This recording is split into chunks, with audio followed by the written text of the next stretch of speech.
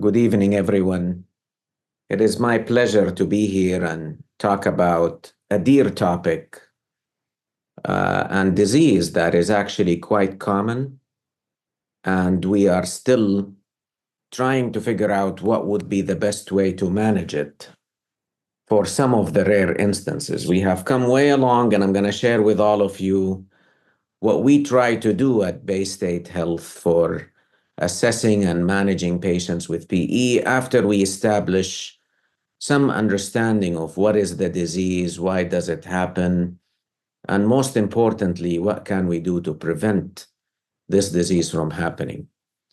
So pulmonary embolism is a very important disease that we should focus on defining what it is to begin with, and then talk about pathophysiology, or why does it happen, and focus also on management and prevention strategies for this disease from happening again. I hope I get to cover all these aspects as well as answering your questions within 50 minutes or so.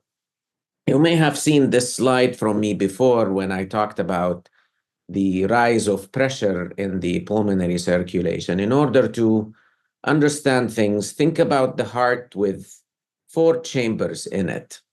The right atrium and right ventricle are basically the chambers receiving blood with a lot of carbon dioxide, and the left side is what gets the oxygenated blood from the lungs, and then it sends that to the rest of the body.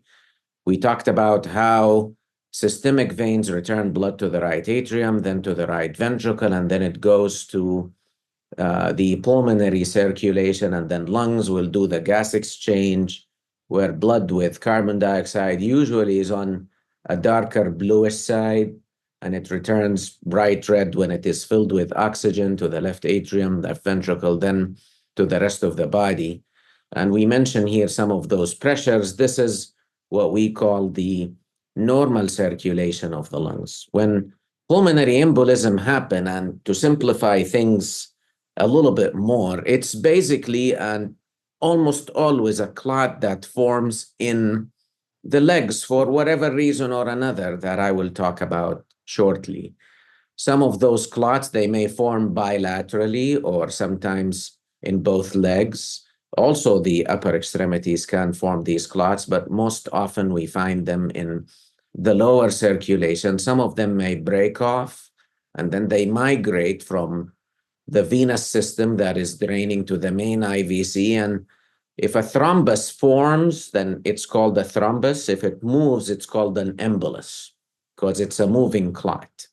And then it goes all the way until it reaches the right atrium, right ventricle, and the circulation is going. So some of these clots break off through the main pulmonary artery, and then they go into different branches like what you see here.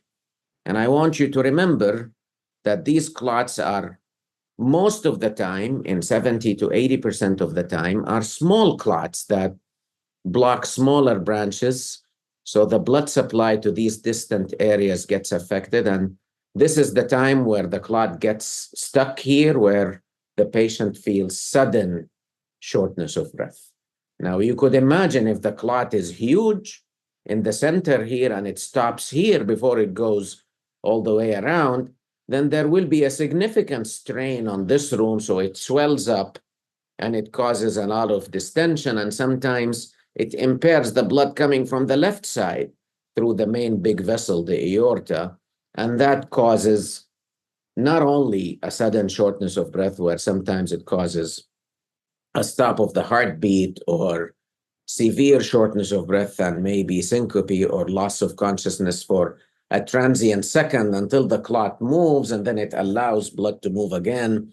Then the patient would wake up again and get back to you. Fortunately, those large clots are not common, but they are important to take care of before things get delayed. So when pulmonary embolism happens, it's basically an obstruction in the pulmonary artery because of these clots. So think about formation of a clot that obstructs here. And if it obstructs here in a smaller branch, then you might have some mild swelling of this room or not. But if it obstructs here in the big branch before it goes. So here, a smaller branch is probably not a big deal because blood is going through other areas. While if the clot was really in the center, then you could imagine how the swelling of the right ventricle will happen. And sometimes it pushes on the left side as well, and things become of a trouble. So this is why we really need to make sure that we have good blood flow going, and that's our management plan to go through. How important is pulmonary embolism? Well, fortunately, as I mentioned, that it's most of the time a low-risk blood clot, which means we have a small clot that moved all the way and caused that sudden shortness of breath with a start of blood thinner. And sometimes now we don't need to admit them to the hospital just because the patient will be all right on a blood thinner in most likely 2/3 of the cases. If the clot was big enough to cause swelling on the right side of the heart, then that's what we call submassive or massive PE.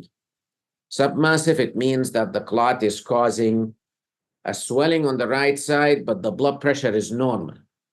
When blood pressure drops because of a huge clot in the center and the circulation is not moving, then that's what we call massive PE, and we need to pay attention to that because the chance of bad outcomes is really high with these clots. Now let's talk a little bit why people develop blood clot to begin with. To simplify things, we usually blame 3 important pathobiologic reasons. If for whatever reason the blood in the lower extremities is not moving as it should be, for maybe obstruction, maybe there is compression on the vein, that results in some sort of stasis and immobility, and then the clot forms. Or, in other words, maybe the blood becomes thicker.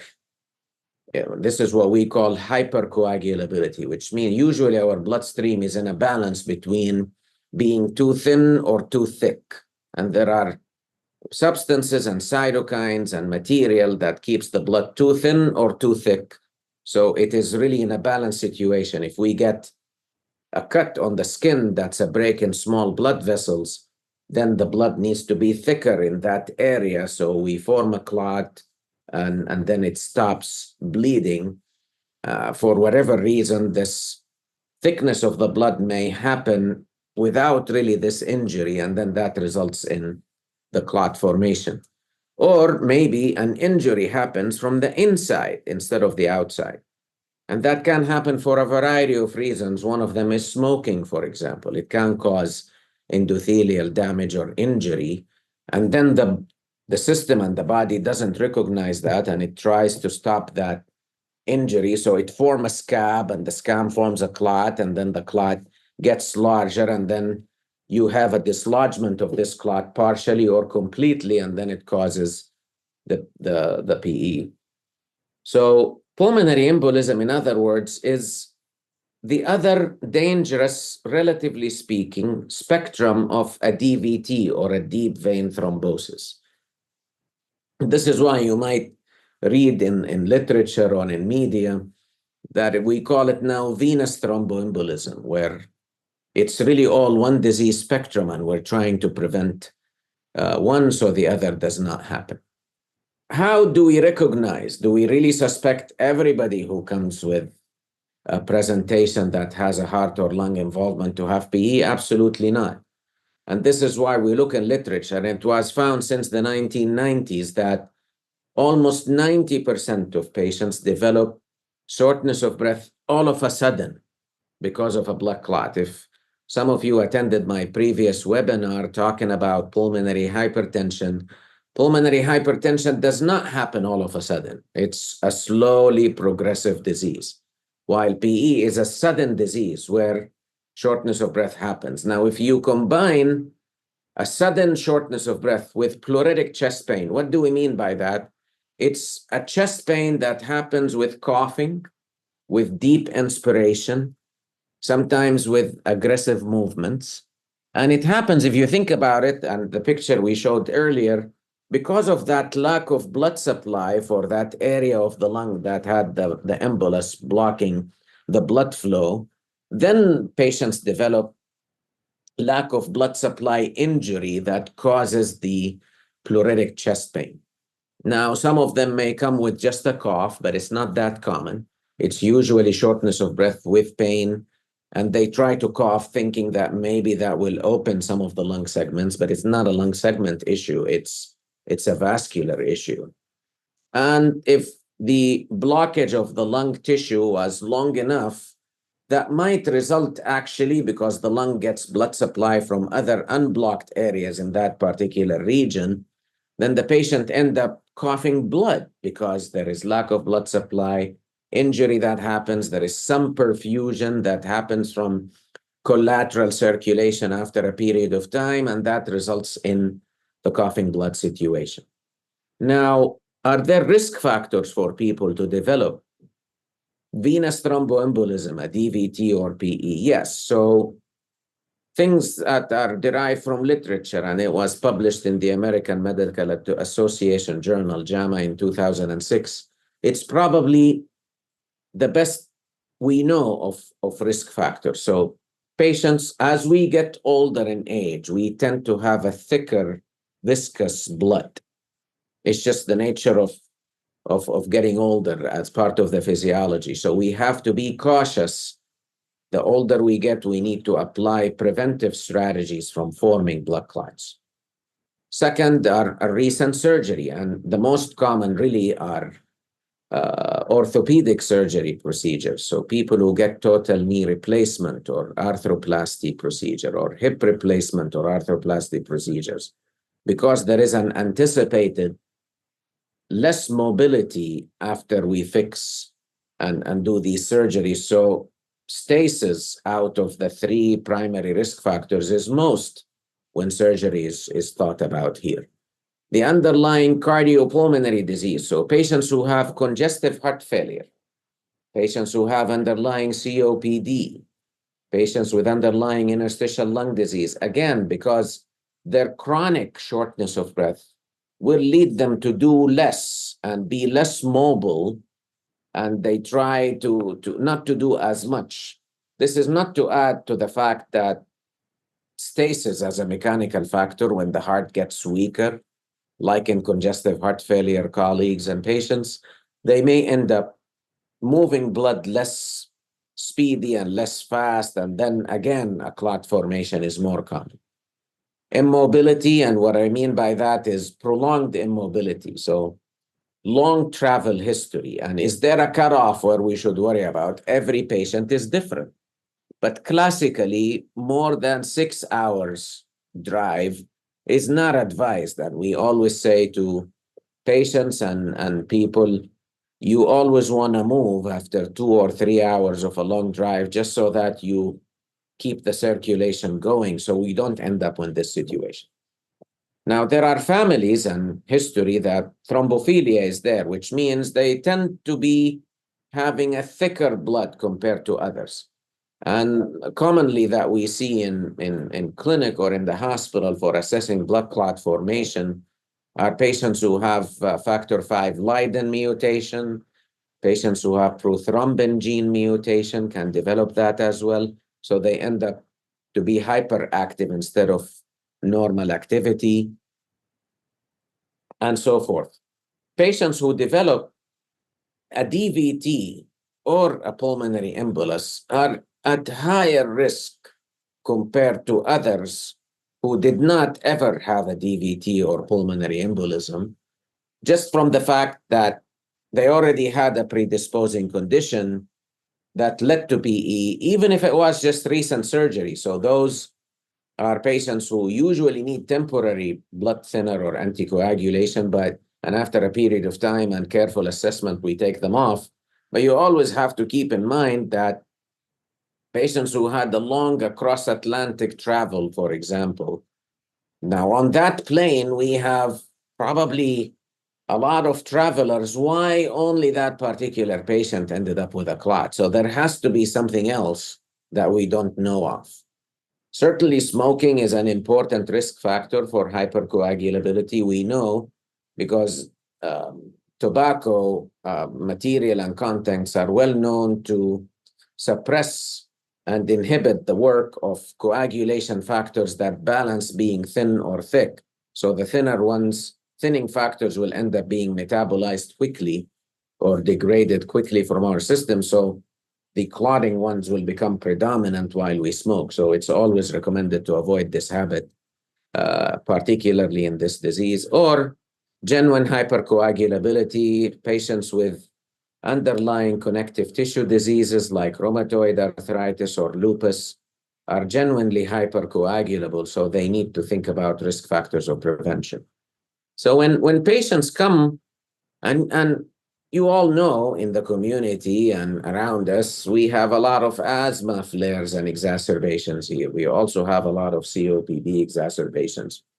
Is everybody who come with a presentation of shortness of breath and cough suspected for PE? The answer is not, but we usually put some clinical criteria together. This is one of the famous ones. We call it Wells criteria, after Dr. Wells, who basically found that if we have somebody with unilateral, one of both legs are swollen, and there is a high suspicion of DVT or deep vein thrombosis, no other explanation other than a DVT has led to this PE. If they have a heart rate that is faster than usual, there is history of surgery in 1 month time, or immobility that is less activity for about 3 days, a prior history of clot, having hemoptysis, which is coughing blood, presence of active malignancy history, because cancer patients have a higher risk of forming blood clots as well. We add these points, and if there was a high probability or moderate probability of a DVT or PE, then we usually go ahead and ask for a CAT scan of the lung to make sure that we rule out blood clots, because missing this can become of a problem. They could get larger, they could get in trouble, and then we have to treat them accordingly.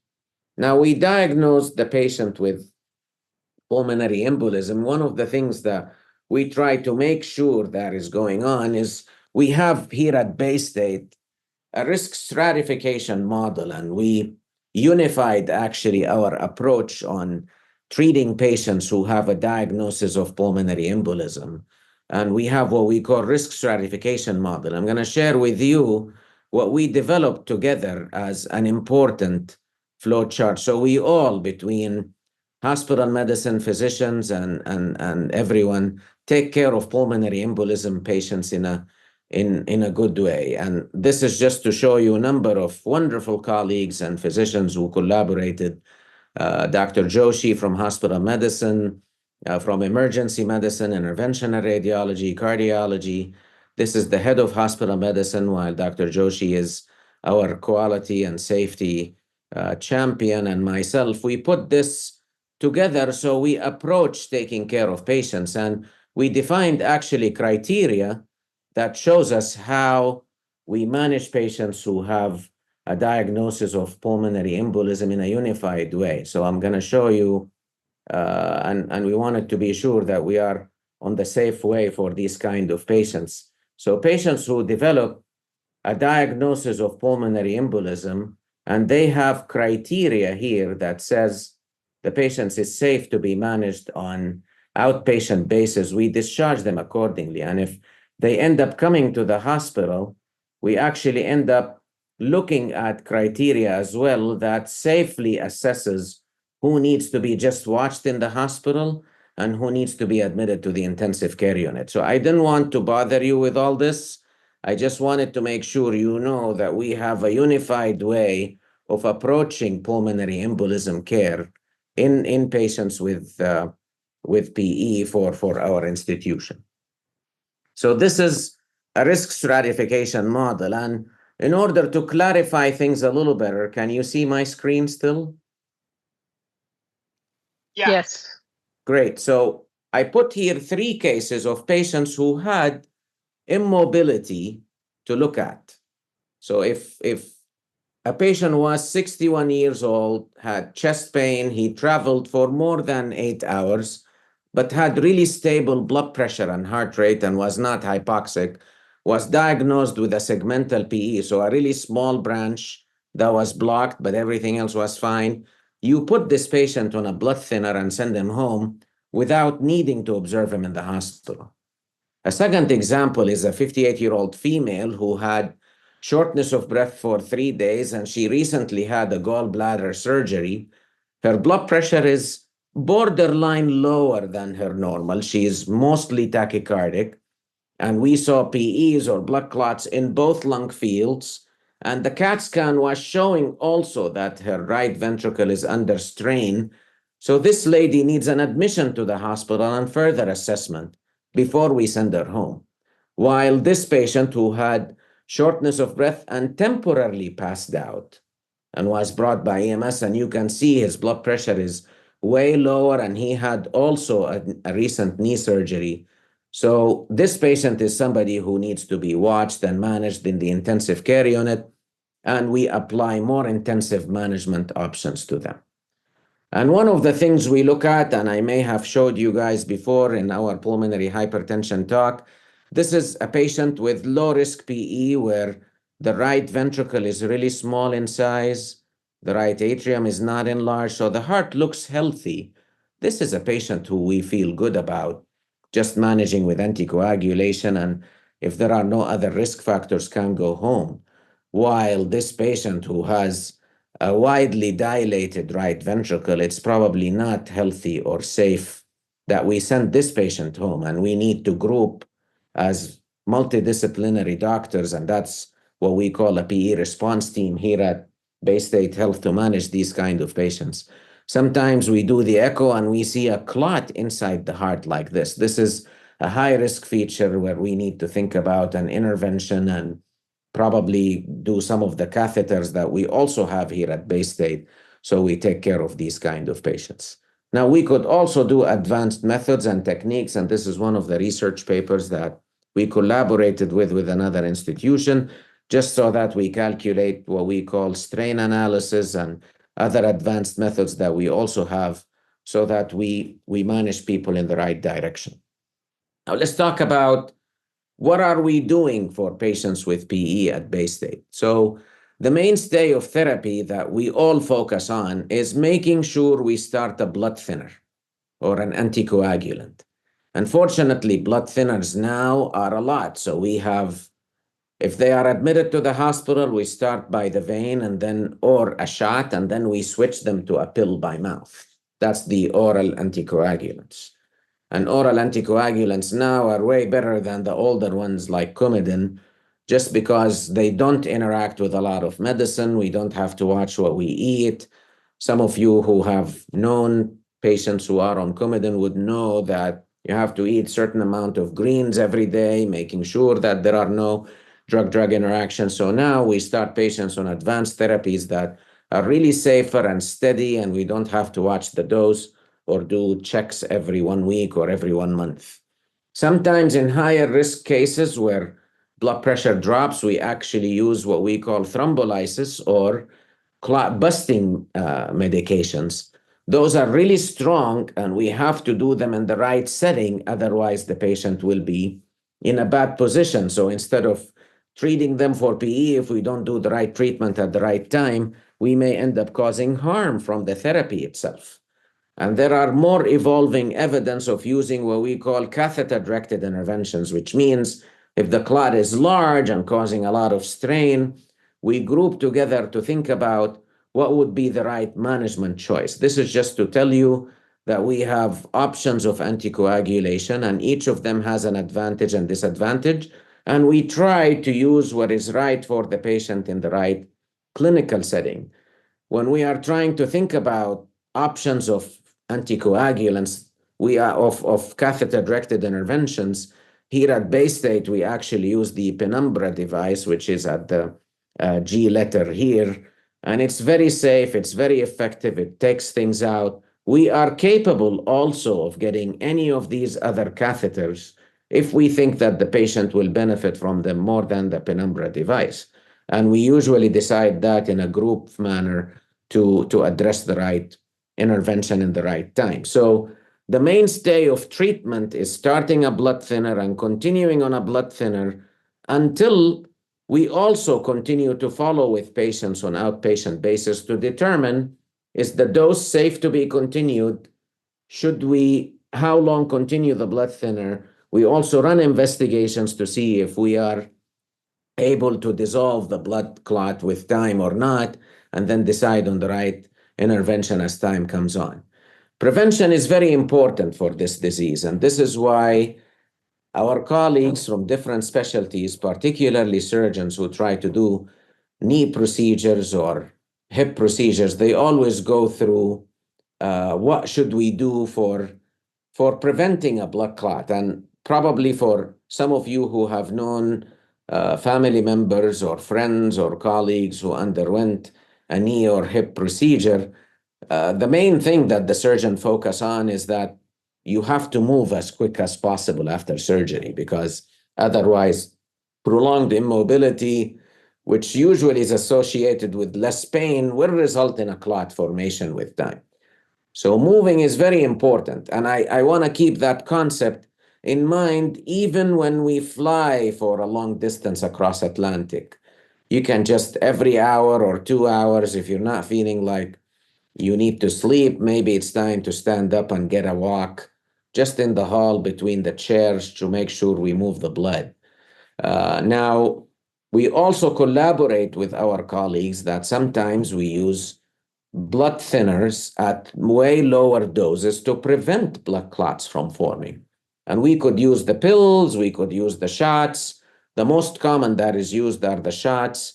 And patients who had a history of prior blood clots, we also collaborate with our surgeons to make sure that they understand how long we hold, because we don't want them also to bleed while they are on a blood thinners and then result in more complications. It's important to keep in mind that when you follow with your primary care doctor, we do cancer screening as age appropriate as possible, particularly in relation to our family history. So it's important to do the annual mammograms for ladies when the time comes, screening colonoscopies for ladies and men for the appropriate age, prostate cancer screening when appropriate, and so forth, for depending on the family history, depending on the risk factors. That's important because if we detect malignancies early, not only we cure them, but we also prevent such a disease from happening, such as venous thromboembolism. Foreign objects in the bloodstream is something important to keep an eye on. And one of the most important things are patients who have pacemakers or pacemaker leads inside the heart.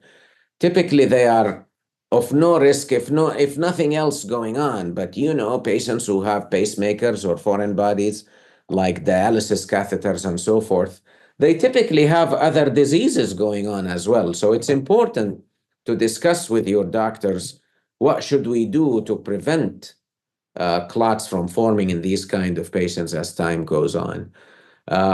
For those who had the unfortunate event of diagnosing pulmonary embolism, it is important to keep anticoagulation on time and taking it on time and discuss with doctors about the benefits and risks of stopping anticoagulation. It is also important to share with your doctor the fact and the need that anticoagulation might be costly. And these medications are not cheap, I understand. But before stopping and just running the risk of having another blood clot formation, it's important to share with your doctor that it's expensive, I can't really afford it, I need you to help me find a way to get it. And we have ways to help you get that medicine, even if it was costly for you. Screening families with index cases is something important, which means if no families history of blood clot formation and then one person developed that, it's important to try to see, is it worth looking at the aunts, the cousins, the first, second, or third degree relatives from the parents or grandparents, if they ever had history suggestive of pulmonary embolism, just so that we prevent other family members from having this by having the appropriate screening. So pulmonary embolism is a common disease. Prevention is possible and is very, very important. We have advanced management options here at Baystate and around us as well. We approach this disease in a multidisciplinary fashion, and we also have a mechanism and an established clinic to follow with patients on outpatient basis to answer three important questions. How can we prevent this from happening again? How long we stay on the blood thinner? And do we have complete resolution of the blood clot or not? This is what I have for this evening, and I'm happy to answer any burning questions. Thank you for listening. Thank you, Dr. Dahhan, for that fantastic talk. Really, I appreciate your expertise in the way that you're helping and saving your patients. We do have the Q&A open, and we do have, so we invite everybody to type their questions into the Q&A box, and Dr. Dahhan will address them. The first question, what specific tests or imaging do you use to assess a patient before beginning treatment? That's a great question, and thank you for asking this. So typically when we start patients with a diagnosis of pulmonary embolism, the diagnosis is established with a CT scan of the chest.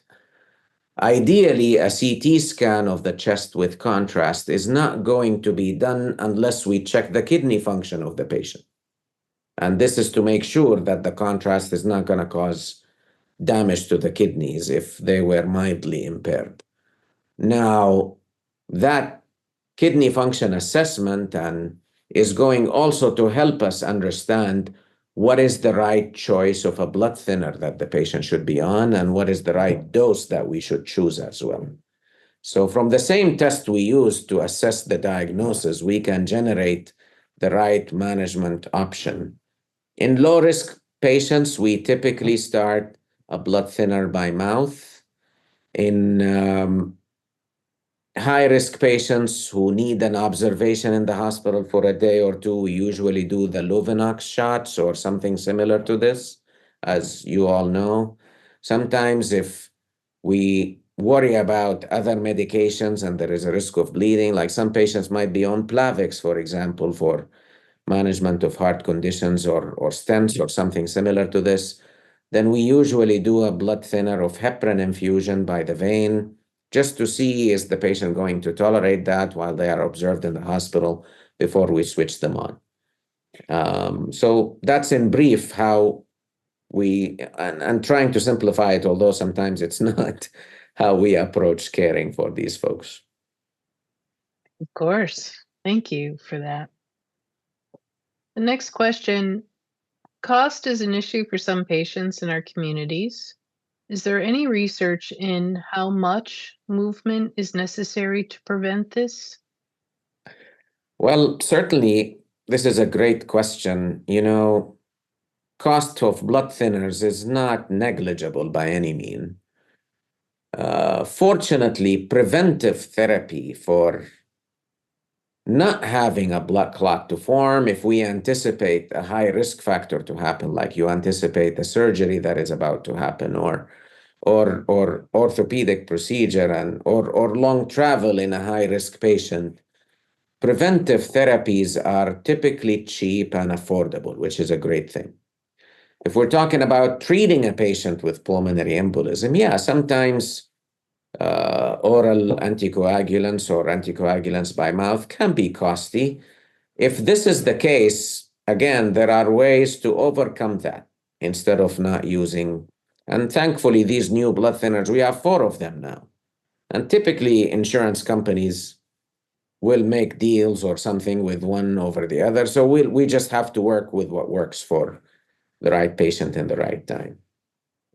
Walking and mobility is important for preventing blood clots so that stasis does not become a risk factor. But sometimes with family history of genetic issues or thrombophilia, which means hypercoagulability and stuff like that, we may end up, even with mobility, developing blood clots. So it's important to do the right screening test, the right assessment. If a high risk factor on top of having venous thromboembolism in the family comes, then at that point we need to think about starting a preventive therapy just around more than one risk factor together. Very good. Thank you. The next question. Besides not smoking, are there other lifestyle choices that can reduce your risk? Dietary, regular exercise, supplements? That's a great question. So smoking cessation, we mentioned that enough. Encouraging daily physical activity and exercise is important. It can be as simple as walking for 15 to 20 minutes a day, and that's enough to move the circulation. Dietary habits, again, healthy food is always great. Hydration is important, coinciding with management of other diseases if they exist. So sometimes patients with heart failure, they are asked to have some fluid restriction, so you don't want to hydrate them, and then they end up having problems with their other conditions. So it's important to address everything together. But certainly physical activity, mobility, healthy dietary intake, balanced diet is always recommended. Weight loss is something important to think about for morbidly obese or overweight patients, because it's certainly a risk for less mobility and more VTE formation or venous thromboembolism formation. Very good. Thank you. Next question. What are the bleeding precautions when on anticoagulant meds? That's a great question. And it really depends on what form of a blood thinner or anticoagulants we are thinking of. So for the new ones that are out there, such as apixaban or rivaroxaban or even edoxaban or the bigatran, those are medications that have limited drug-drug interaction. So we want to make sure we don't use medicine that may make them overshoot or undershoot. Thankfully, not a lot of medicine are interacting with them. However, you want to be careful about mentioning this to your doctor if you are taking them and you expect a dental procedure, for example. So that's important to hold the medicine, probably not for regular cleaning or maintenance, but if you anticipate a root canal or some tooth extraction, we probably best to hold the blood thinner. But thankfully, newer ones that we use often, with research, we found that they are safer on not causing spontaneous bleed or sudden bleeding compared to aspirin, which is really a good thing because they are really steady state. They don't cause trouble, which is great. Terrific. Thank you. The next question has three parts. What symptoms typically drive patients in to seek care? What symptoms do they often ignore? And how does delayed diagnosis impact recovery? This is actually great three questions that are really important. So what drives patients to seek care are patients who have sudden onset of shortness of breath and chest pain. These are two most important that you should, the sudden nature of shortness of breath is important to look at for seeking an evaluation. Symptoms that often people ignore, if that sudden shortness of breath come and then the clot moves and gets somewhere in a smaller branch, then that shortness of breath goes away. People sometimes just ignore this. And if we have, again, high risk factor, like suddenly the patient has sudden shortness of breath and then 5 minutes after it's gone away, but a week ago they had some ankle surgery for an injury, then you worry. Was there immobility and then maybe a blood clot that formed? So I need to seek an evaluation and attention for this. That's an example. But typically, if shortness of breath persists more than an hour and it was a sudden catch with a chest pain, usually people go and seek attention. But it's just important to keep this in mind, that if it gets better, that doesn't mean the disease is not there. Delayed diagnosis certainly impact recovery. So if we don't start a blood thinner, what we worry about that this clot that went and stayed somewhere is not going to dissolve on its own. We need to prevent this clot from growing. And if it doesn't dissolve, then it gets epithelialized, which means that a tissue inside the blood vessel forms on top of it. Then the blood thinner will never help to dissolve it. And then we end up having what we call a chronic clot instead of an acute clot. And chronic clots, if they happen to obstruct the flow, it will result in permanent rise in pressure instead of just sudden rise in pressure that dissolves with time. Now, is there a time frame where we say it's not going to help if we start the blood thinner now? No, there is not. So if we find patients who tell me, and we see this in clinic sometimes, that they are referred for evaluation of subacute or chronic clot, like they had symptoms for 6 weeks and they didn't seek attention, and then they went to their primary, and their primary care said, well, let's run a CT scan, and oops, we find the clot. Then what do we do about it? Because it's been 6 to 8 weeks and we didn't treat this. And they send them to us for evaluation that this patient has chronic PE. What should we do? We still start the blood thinner, but this is a higher risk patient who may not dissolve the clot with time. And then we run more close follow-up and make sure we repeat studies as appropriate to assess the resolution of them. So yes, the chances of not resolving blood clot becomes higher, but it's not impossible. We still try and see. Great. Thank you very much for that. The next question, do you think COVID infection can cause DVT and PE? This is an interesting question, and it did have a lot of implications and repercussions through the pandemic. In the beginning of the pandemic, we thought that COVID-19 infection is a primary cause of blood clot, but then more detailed and specific research have shown that it's not necessarily COVID-19, it's an infection by itself. I think that COVID-19 and influenza and many other viruses who have severe inflammatory effect on the body, yes, they may cause venous thromboembolism, whether it's a DVT or PE, just because when patients get sick with these viruses, then they tend to be more tired, fatigued, not moving, and then the risk becomes higher in forming blood clots. So it's important to keep the state of hydration, if no objection from other co-disease managements, staying active, taking the right therapy for high-risk patients, seeking medical attention, and most importantly, getting vaccinated so that we don't have severe infections with influenza or COVID to prevent the infection causing trouble and also the infection leading to risk factors that lead to clots formation. Excellent. Thank you. It looks like this might be the last question. How common are clots in young people, and what's the average age for clots?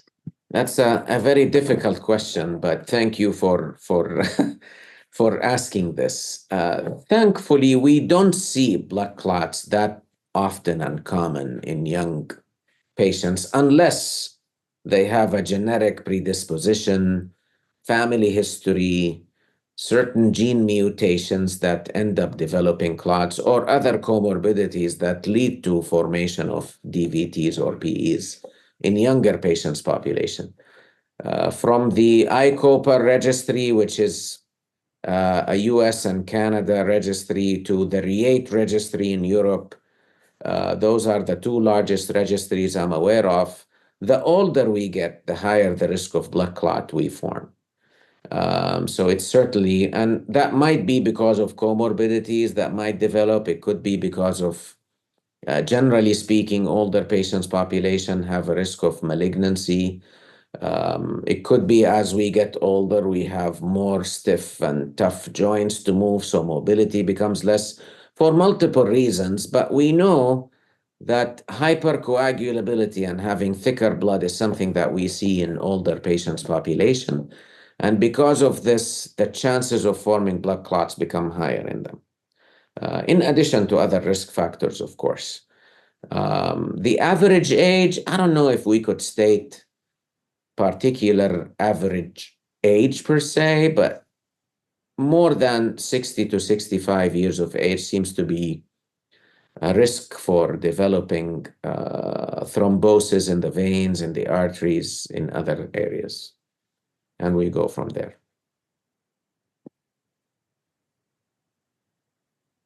Thank you, doctor. And thank you. Oh,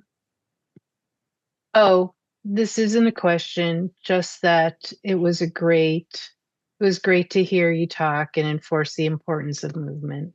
And this is coming from a physical therapist. Oh, yeah, absolutely. This is important, and we share this for sure. Thank you for Thank listening you. today. Oh, thank you for your expertise. I applaud your work and how you're helping your patients. And thank you to the attendees for joining us for this great talk. Thank you very much. Have a nice evening, everyone.